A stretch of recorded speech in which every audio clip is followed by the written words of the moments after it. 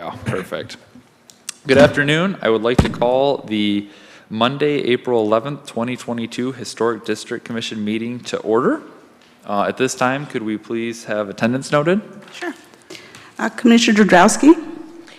Present. Thank you. Commissioner Duran? Present. Thank you. Commissioner Newman? Present. Thank you. Commissioner Reed? Present. Thank you. Commissioner Saleh? Not present. Commissioner Simpson? Not present. Vice Mayor Ferris? Here. Thank you. Attendance Perfect. taken. Thank you. Are there any additions or deletions to the agenda? No additions or deletions to the agenda. Perfect.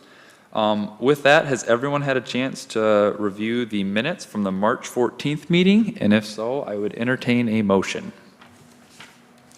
Motion to approve. Support. Okay. All in favor, signal by saying aye. Aye. Aye. All opposed? Motion carries. Any correspondence? No correspondence.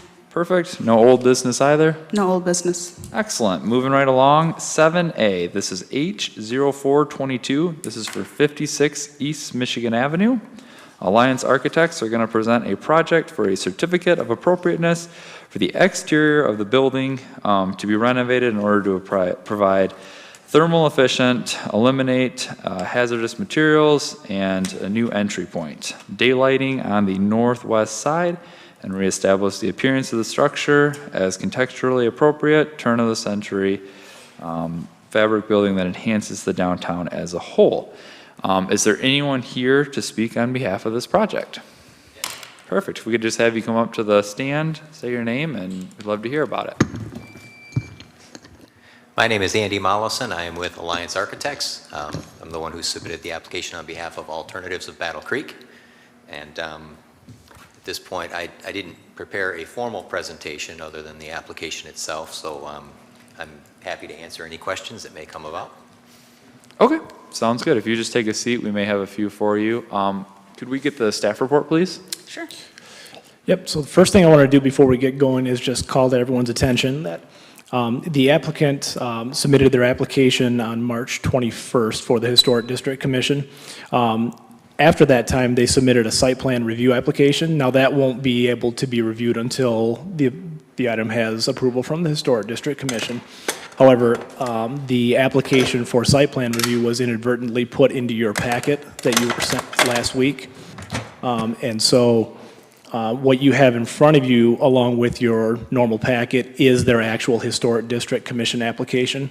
So the staff report that you see in the packet is written for that report. So what you have in your staff report is accurate and gives a description of the item in front of you today.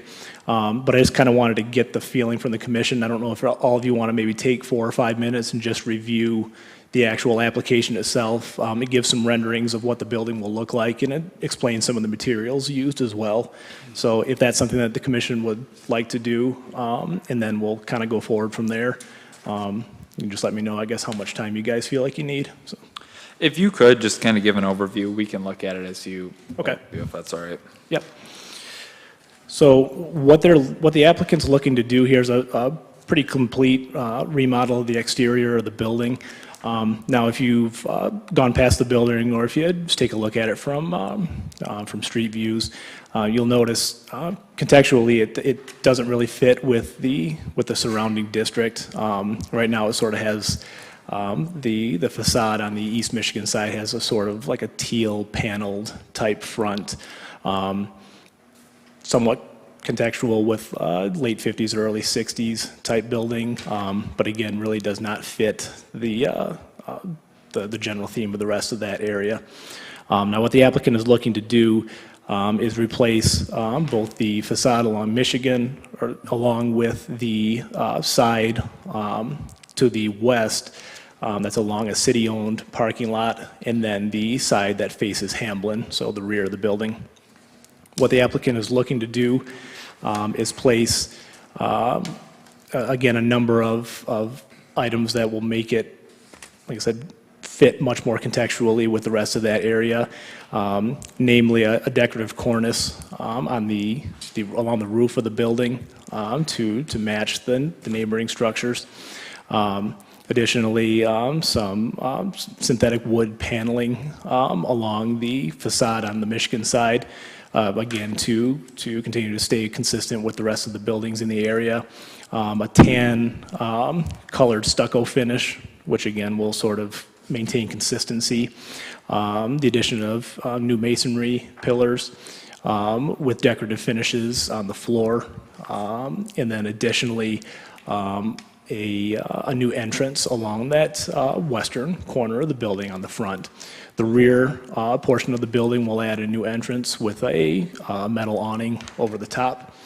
And the roof will be refinished. Right now, the roof is sort of like a liquid type finish, and they'll be replacing that as well.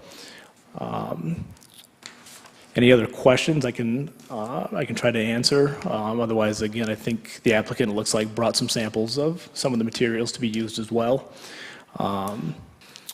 Additionally, like I said, this item will have to go through site plan review, but that'll be a step to be taken if this item were to be approved by this commission here today. Excellent. And it looks like the staff's recommendation was for approval. Staff's recommendation is for approval with two conditions. The first is just fairly unlikely probably, but if anything of historical significance or is discovered during the course of the renovation, that be reported to the city. And then the second item is in regards to the signage. Now, the signage, you'll actually see a pretty good representation of what they're looking to do in their site plan review application, which is in your packet that you were sent. However, in their Historic District Commission application, there were no dimensions or materials or anything described in there. Now, additionally, two of those signs, the blade sign and the sign on the rear facing Hamblin, will have to be altered to bring those into conformance with the sign ordinance. So we'll work with the applicant to get those items in order, and then that'll have to just be a future application to the Historic District Commission, and we'll just bring all those signs at once. So those are the two conditions that staff is recommending approval with. Perfect. Thank you very much. Do we have any commissioner questions or comments? I'm just wondering, since you brought some of the samples, do you want to talk us through some of the samples you have there?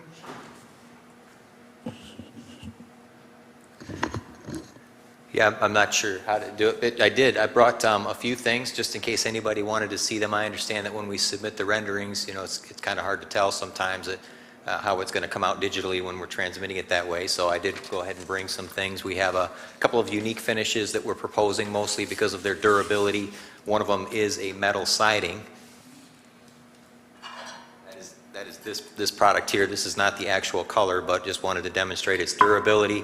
If we're going to put something up on the building that looks like wood, we want to make sure that it stays looking nice for the next 50 years or so that it doesn't get shabby over time.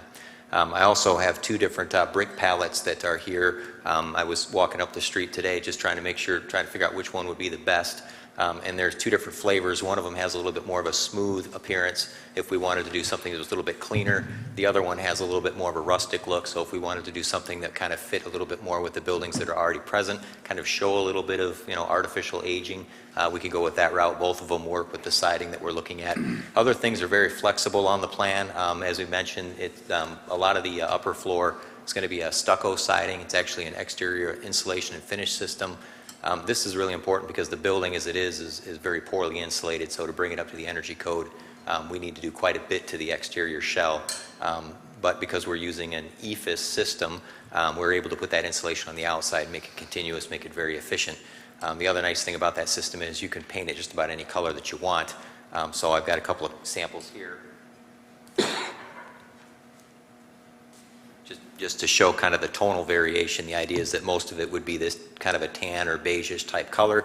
The composition overall has got a lot of darks in it, dark brick, dark wood, so this will lighten it out quite a bit.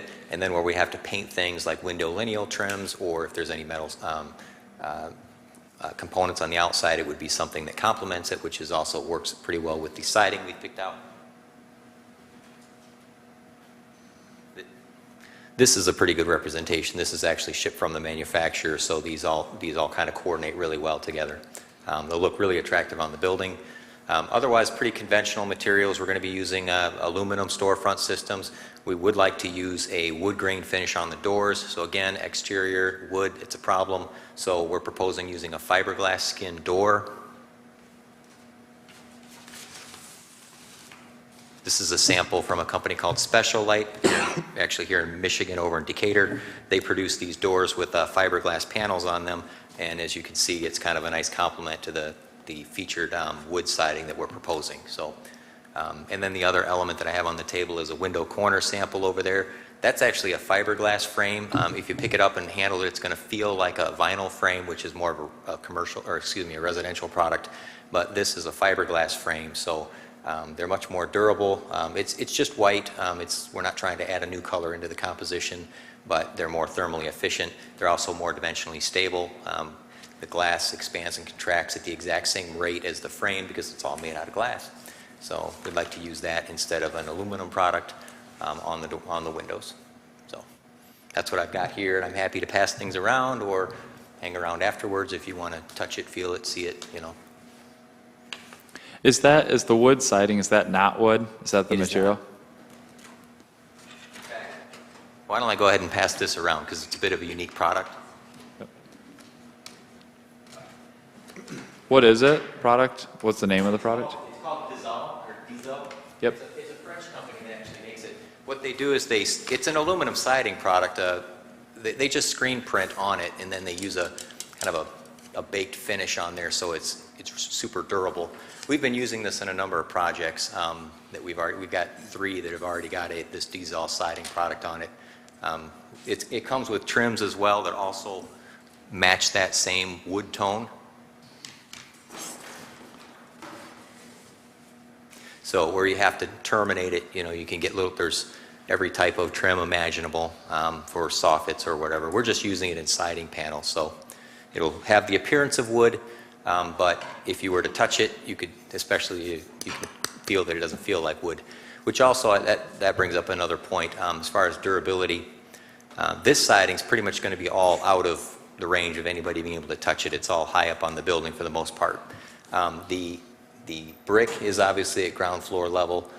Some of this is actually on the lower level, but it's within the planting bed that's between the building and the parking lot, so you can't really get up, and I don't think we'll see any vandalism of this particular product. The one material that we're using, which is a little bit abuse prone, is the EIFS system, but the EIFS is all held up above grade on the second floor, so it shouldn't receive any abuse from over time, other than maybe perhaps for a storm or something, but you can only do so much with acts of God. But so that's what we're trying to do, make it very durable. We're also adding a precast base around the outside of the building. That shows up on the elevations. It's just going to be a buff limestone. Again, this is just for durability. So as we're maintaining those planting strips between the parking lot, we don't have to worry about the siding material getting chipped or bruised or damaged because we've got a nice durable strip along the base. So it should be pointed out that the building does have a little bit of brick on it now. There's a couple of columns.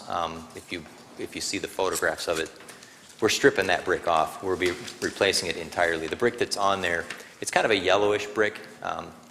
It's not a bad looking brick, to be quite honest. We could have worked with it, but because we're adding additional columns, the idea is to try to make this building look like a masonry building, but budget doesn't allow us to just clad the entire building in brick. Plus, we want to keep that front facade as open and transparent as we can. So we're kind of hinting at it as a masonry building by adding additional brick piers that go all the way up to the roof height. So that brick that you see on the table, even though there's very little bit, it's going to have a lot of impact on the overall facade on the building. And we're hoping that, well, we're not hoping, we know that that'll bring it into shall we say, harmony with the rest of the buildings downtown, which are pretty much all brick buildings as it is.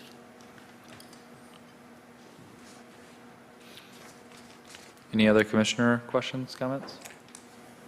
Couple quick questions. Is the owner represented here? No? I'm assuming the owner is happy with the design? Oh, yes, they love it very much. They're hoping that it all goes through. They were very pleased with it. And I think a big part of that had to do with the fact that we were pulling these elements from the existing downtown. They have expressed over and over that they really want to be a community partner. They understand what this building is downtown, where we're trying to increase the amount of foot traffic, bring people down there to help kind of stimulate commerce and just activity. So they wanted to look like a building that belonged downtown. They didn't want it to be necessarily one that stuck out from the crowd. The signage that you had spoken about earlier, we'll obviously work with you to make sure that if it needs to be smaller, no problem. You'll notice that the signs are blue. The Alternatives logo is actually light blue on white, but we are recommending we invert that for the building because the cool color of the blue will give it a little bit more pop so that you can see it from down the street without having to add artificial lighting or try to do something a little bit more technologically advanced. We want you to be able to see what the building is for, but we don't necessarily want to create something that's kind of gaudy or too bright or shiny or out of the period. So that was the idea with those little blue punches in order to kind of contrast with the otherwise warm earth tones of the building. Second question, and I don't know if it was discussed here earlier, I got here a little late, so I apologize. The artwork that's on the side of the building and the back of the building, is there any considerations there as far as? Well, the artwork is painted on an exterior insulation system presently, which doesn't meet the current energy code. It's too thin, it's falling apart. There's not much that we could do to really salvage it. If we try to take it off and reapply it, it's going to fall apart. So Right. we did consider it, especially with the side. It's not quite the turn of the century feel that we were going for, but it does have a very pleasant geometric pattern to it, but we just couldn't make it work in the overall context of the building. Is there any way that, I don't know, through technology that that the artwork could be saved for future viewing in some manner? I don't know, just take a picture of it, I guess, but. Well, there's a photographer right next door, so we That's could right. probably ask them. I mean, it wouldn't be a bad idea to at least try to find some way to kind of preserve that piece of history from downtown. I know that in other projects, we have preserved murals and things and then reproduced them, whether it's, again, like a screen printing on another material. Certainly, I think it'd be worthwhile to take photos of it. I'm not sure. I could certainly talk to the owner about the idea of what would it take to kind of capture that image so that it can be somehow brought into the building in some way, shape, or form, even if it's a photograph in the lobby or something of what it used to look like. That would be nice. If I was the artist, I would appreciate any consideration. We didn't know. We tried to find more information on the building, couldn't find the original construction drawings, the original builder, even the date that it was put into service, nor do we have information on the signage or the artwork. So if anybody does have that information, we'd be glad to work with it. I think John Hart, who's our. Okay, I know John, yep. You know John? He might have some background on it. Okay, I'll ask him specifically about that artwork in particular. So. Okay. And you're just cladding over it, right? We're stripping it off. Okay. We're starting over. The structure of the building is concrete masonry, so concrete blocks, 12-inch thick on the lower floor, 8-inch thick on the upper floor. That's it. It's not very sophisticated, so we're basically stripping it right down to the block, and then we'll be applying the exterior insulation finish system up on the upper portion, and then on the lower portion where we have this siding and where we have that cast stone, those will be furred out with rigid insulation down below. So it's, again, a continuous layer of insulation, which actually makes our wall a little bit thicker, which is another, I know that's more for the site plan review, because presently the building's non-conforming. It encroaches upon the property line that designates between the city parking lot. But in the interest of trying to meet the energy code and provide greatest value to the community, we figure a couple of extra inches there hopefully will be a benefit to all of us.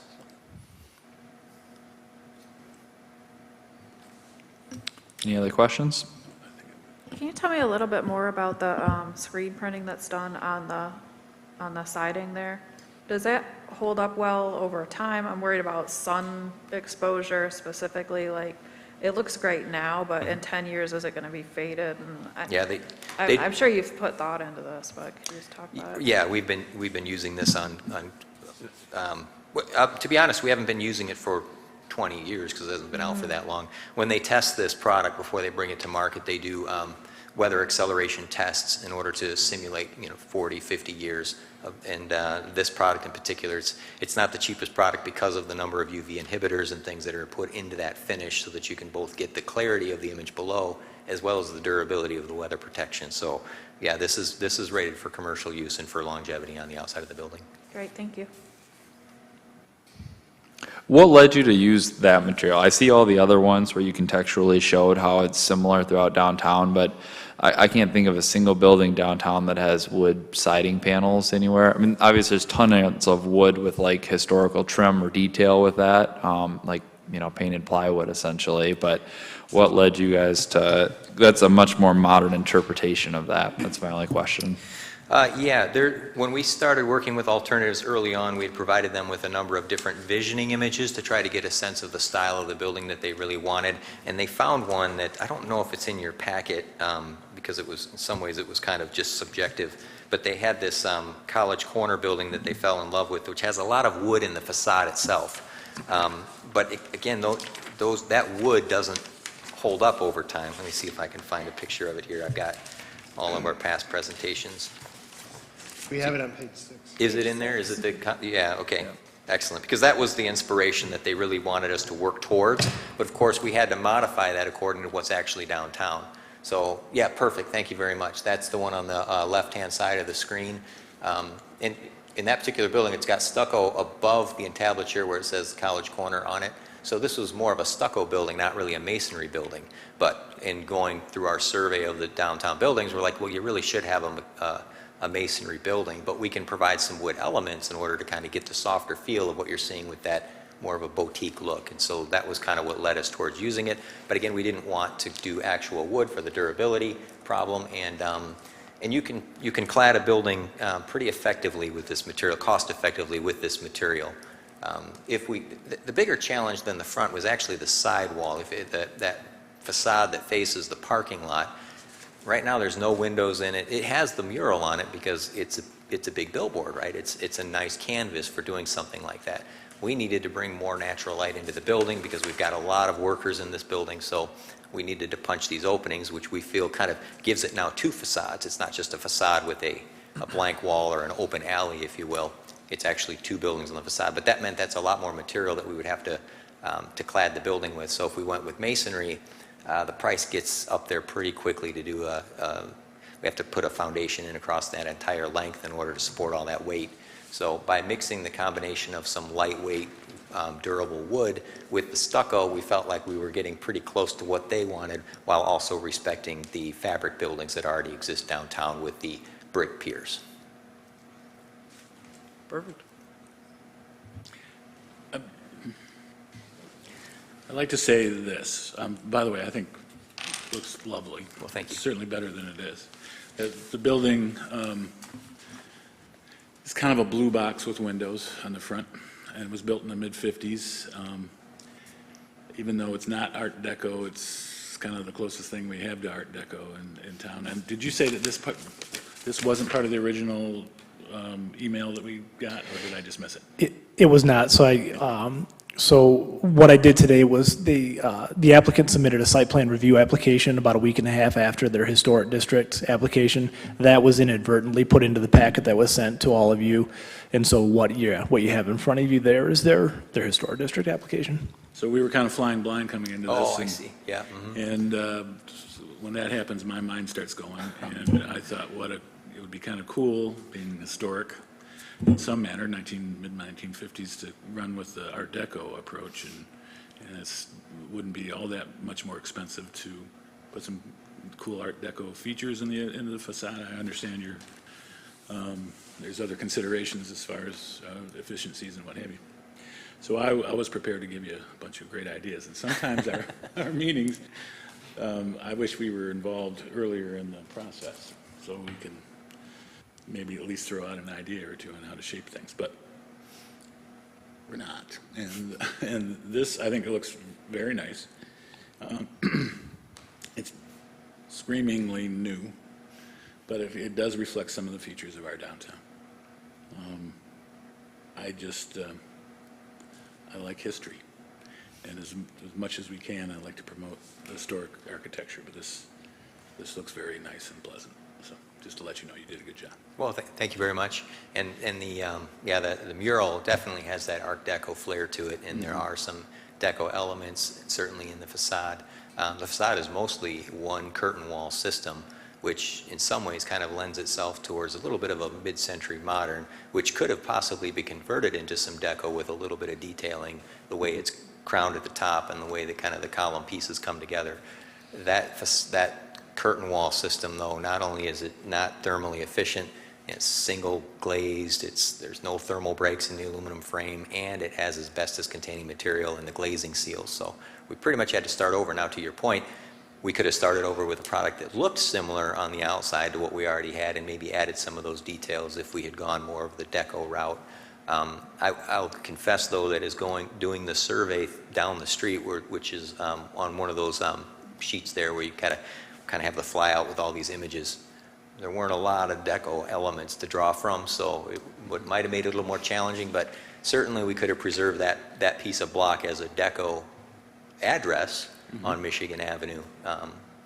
But with the owner really wanting something that was a little bit earlier in the century, we kind of had our hands tied on that. So I think we had an Art Deco bus station at one point, but that's long gone. So yeah, we don't represent Art Deco very well. Nowhere near like Miami. yeah.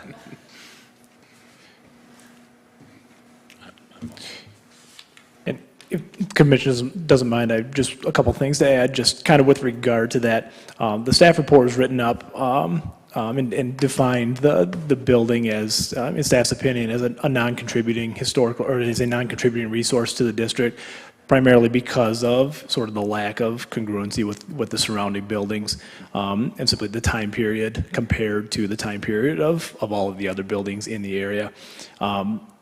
Classifying it as a non-contributing resource admittedly can be kind of a subjective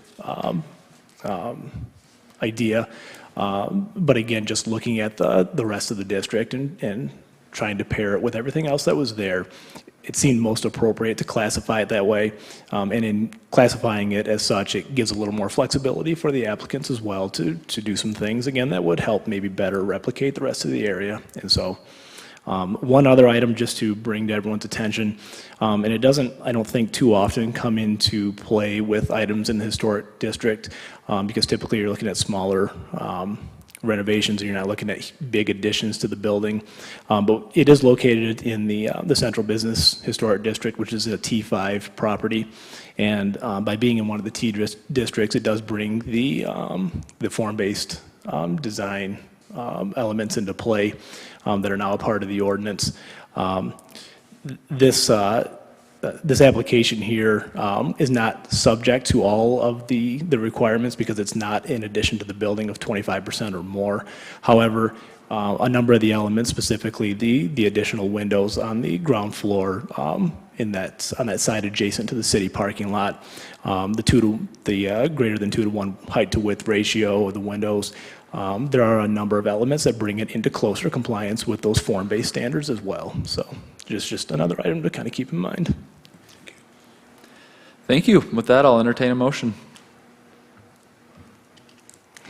I move for the approval for a certificate of appropriateness for the exterior of the building that will be entirely renovated in order to improve thermal efficiency, eliminate embedded hazardous materials, create a new entry point, add daylighting on the northwest side, and reestablish the appearance of the structure as contextually appropriate, turn-of-the-century fabric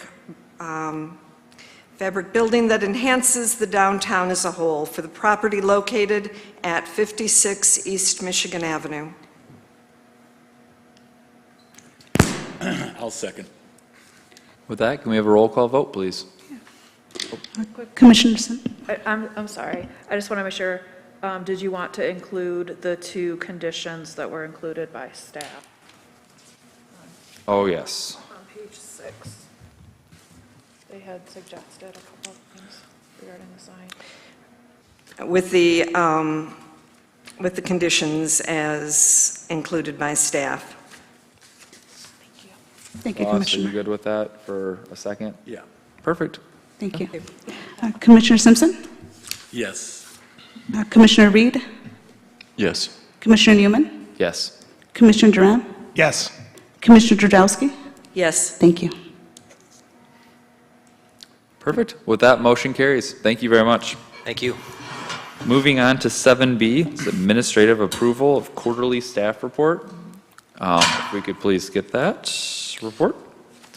So this is an item that was brought to staff's attention by the city attorney's office. In the Historic District Commission's bylaws, there is, or I'm sorry, in the resolution that was adopted by the commission to delegate authority for minor classes of work to be approved by staff.